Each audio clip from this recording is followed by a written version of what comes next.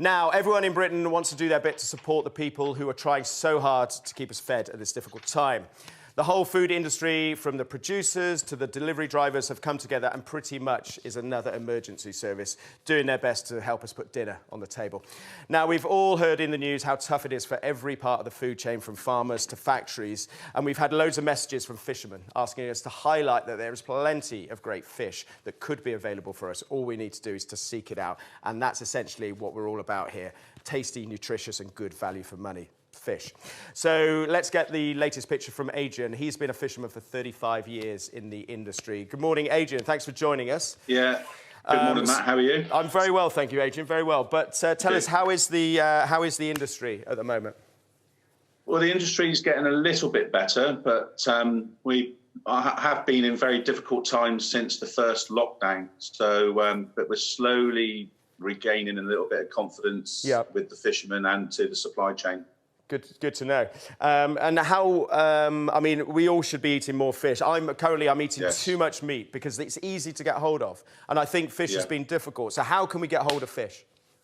Well, if the public look on various different social platforms, and especially go online, the whole country and the whole industry is pulling together to try to get our fish from our fishermen and your fishermen direct to your door through various box schemes. And don't forget, the fishmongers are still open.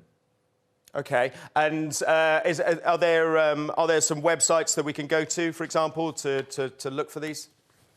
Yeah, well, obviously I'm down in the southwest, Matt, and I've been working with Plymouth Trawler Agents, and they've set something up called Call4fish. Okay. It started off locally, but it's gone nationally now, and people can go onto that website. But there is various other websites as well that people can go and source their fish direct to their door, prepped or unprepped. Great.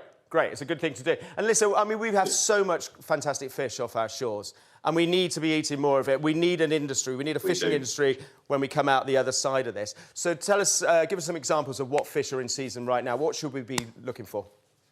Well, if you can source hake, hake's right in season at the moment. Plaice is just coming back into season, but obviously shellfish as well. There's a lot of emphasis on fish, but you know, enjoy and source some shellfish, which is easily just ready to be available as well. Adrian, thanks. Pollock's another good one. Pollock, brilliant. And listen, thanks so much for joining us. We're all behind you. We need to support our fishing industry and make sure there is a vibrant one when we come out the back of this. So thanks for joining us, Adrian.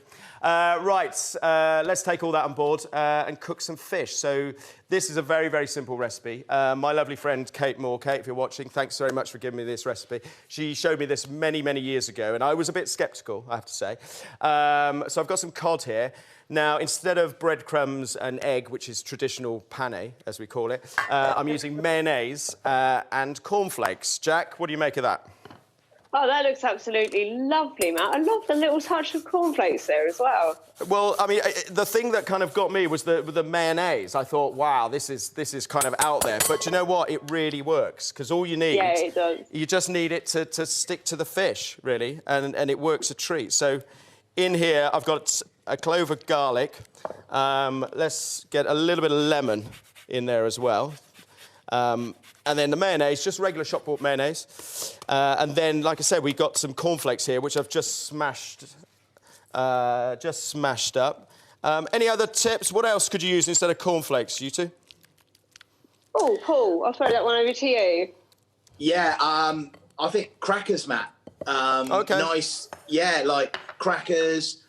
You know, like those cheesy biscuits. I won't name any brands, but like those type of things are like really, really nice, because like one of my favourite things is like goujons of fish. Like my little girl Cece, she loves it. So you know, when you put like some parmesan, lemon, and parsley over the top. Yeah. If you did that with like, if you've got some, you know, crackers and cheese biscuits lying around, smash them up exactly like what you're doing.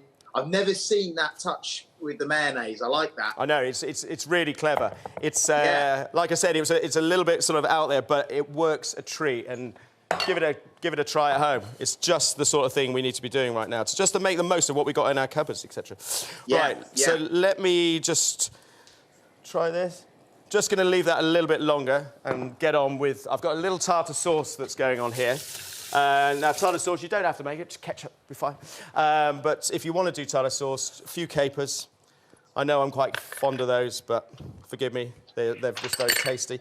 Capers, cornichons, gherkins, rather. And then I've got some dill and some parsley. Obviously, you don't need these. You could use dried herbs, give it a bit of flavour, but, you know, a bit of coriander, anything you like. Jack, give us another sauce alternative. What else could you put with this? Oh, did I see mushy peas on the side there? Yeah, good. Matt? Yes. No, absolutely not. Oh, sorry. Alternative to mushy peas is literally anything. I am absolutely not a fan. Frozen peas, you know, even canned peas in a pinch, but mushy peas are probably going to cause an absolute storm on Twitter saying this, but they are not for me. So actually, I'm quite grateful to be in my own house this morning because I just don't even... Quite surprised. Matt, I love tinned mushy peas. Thank you very much. Thank you. It's a boys' club, isn't it? No, I love mushy peas. I think they're great. Anyway, perfect for this. Let's be honest. Right, so in here, tin of mushy peas, or frozen peas, like Jack said. Pinch of salt, a little bit of butter, just to sort of soften it, enrichen it a little bit. I've got a little bit of mint that I'm going to throw in there as well. And the tartar sauce, so just go through that again. So in here, the cornichons, you could chop up an onion, that would be nice. The capers, shop-bought mayonnaise, or make it, if that's your thing. But you really don't need to. And then some fresh herbs, squeeze a lemon. Right, so a bit of mint. Don't forget the vinegar, Matt. Vinegar in the peas. Yeah, Okay. gotta be done. All right, I've got white wine vinegar here. Oh, yeah. Malt vinegar would have been fine, but I know how fancy you are. Malt vinegar would have been better, thank you. Yes, yes. I mean, we should have had this chat in rehearsal, Paul. Paul, can I just have you up on a little screen in my kitchen, just giving me little hints and tips? Because it's not every day you get to, like, stand next to a Michelin star chef and be like, oh, OK, yeah, add a bit of vinegar. Oh, OK, yeah, I'll have that as well. Can be arranged. Everything's virtual now. It can be easily arranged. It all up like a little sponge between you and Matt. I'm like, yep, that's new. I'm loving it. Right, so I'm just going to throw this fish in. Now, like I said, I'm using cod. Adrian said that pollock is great at the moment. Hake would be perfect for this. Even, you know, salmon. If you got salmon, that would be good as well. I mean, there's very few fish that wouldn't suit this sort of method of cooking. But often overlooked, Matt, and a lovely fish is ling, which is really reasonable as well and doesn't get enough press. But ling is delicious, especially with what you're doing. Right. Okay. So that fish is really, really thin. It's not going to take any cooking at all. Literally, that will probably take a minute, 2 minutes, and then we'll get it out. And let it sit, just let it drain for a little bit. The peas are ready. That spoon is really hot, so I'm going to change that. Here, look. So the fish is done. Just be careful when you're frying. This is deep frying here because there's quite a lot of oil in here. So a good way to test, and I'm sure a lot of people know this, is to throw a cube of bread into the oil just to check how quickly it browns. I mean, you could even just get the cornflakes and throw them in and see where you're at. So to go with this, I've just got some oven chips. I mean, if you've got potatoes, make your own chips, great. If you haven't, oven chips are absolutely fine. Where's my salt? Here it is. So, Paul, talk us through a little bit about this illness. I mean, you lost your taste, you lost your sense of smell.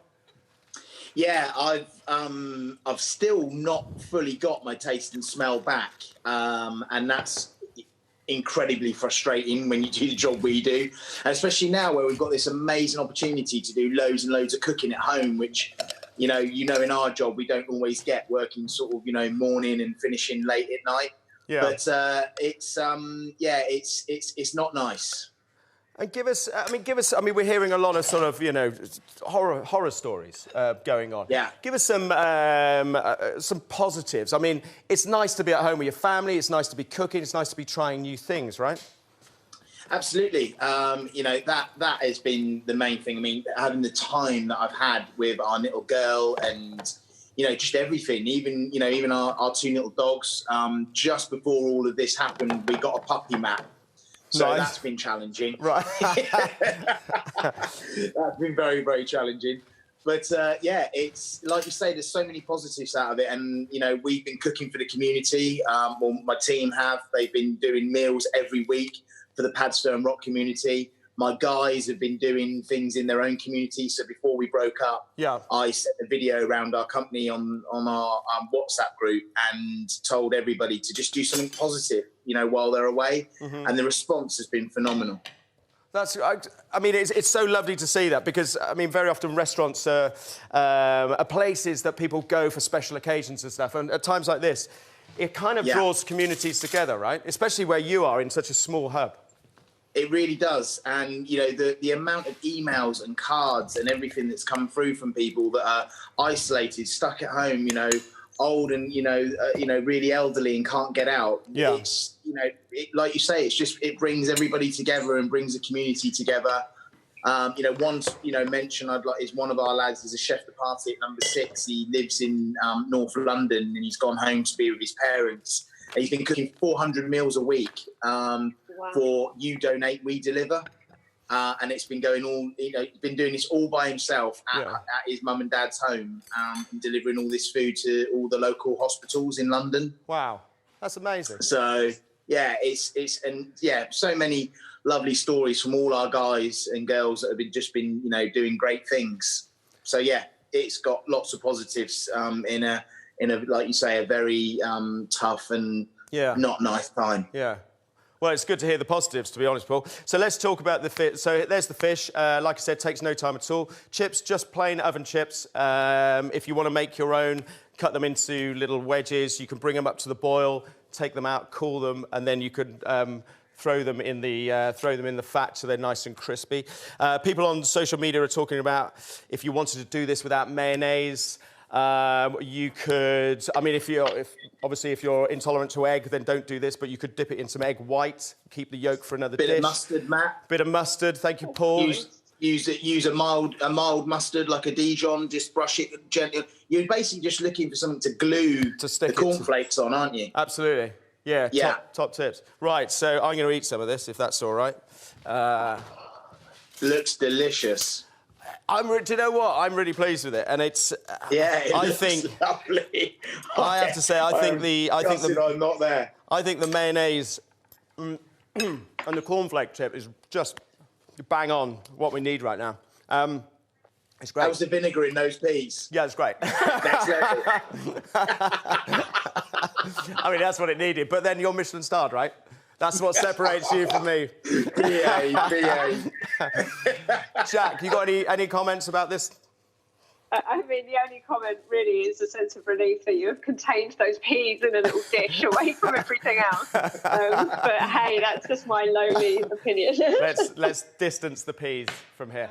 Right, if you want to cook any of the dishes that we make on this show, we'd love to see how they turn out. So make a snap or a video, send it over to us at dailykitchenlive@cactustv.co.uk or get in touch on social media.